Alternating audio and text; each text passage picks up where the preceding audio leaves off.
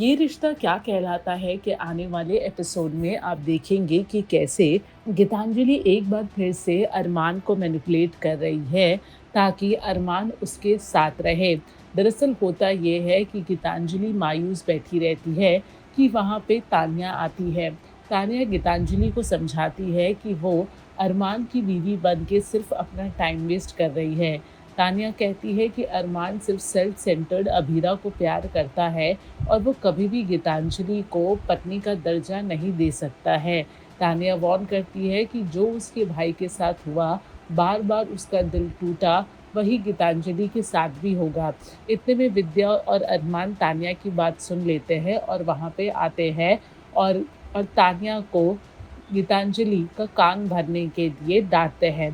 तान्या वहाँ से चली जाती है और गीतांजलि भी वहाँ से निकल जाती है।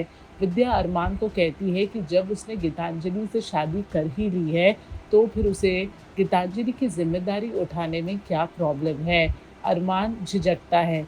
विद्या वापस से पूछती है कि आखिर ऐसी क्या मजबूरी थी कि अरमान प्यार तो अभीरा से करता है, लेकिन उसने शादी गीतांजलि से कर ली।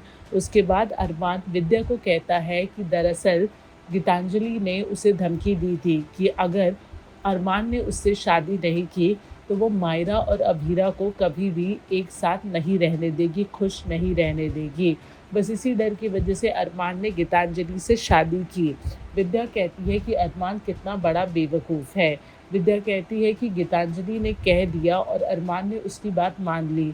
विद्या अरमान को समझाती है कि गीतांजलि चाहे कुछ भी कर लेती, लेकिन जब मायरा अभीरा को माँ मान ही चुकी है, तो फिर गीतांजलि अभीरा और मायरा को दूर कैसे कर सकती थी।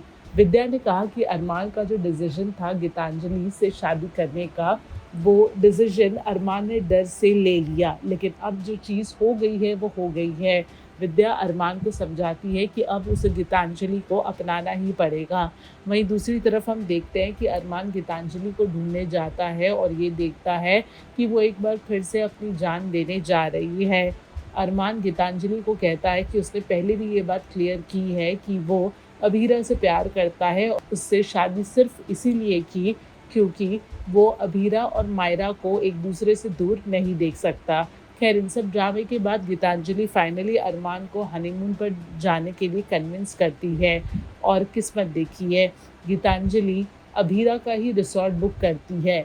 अब देखना दिलचस्प होगा कि जब ये तीनों आमने सामने होंगे तो और क्या क्या नया ड्रामा होगा।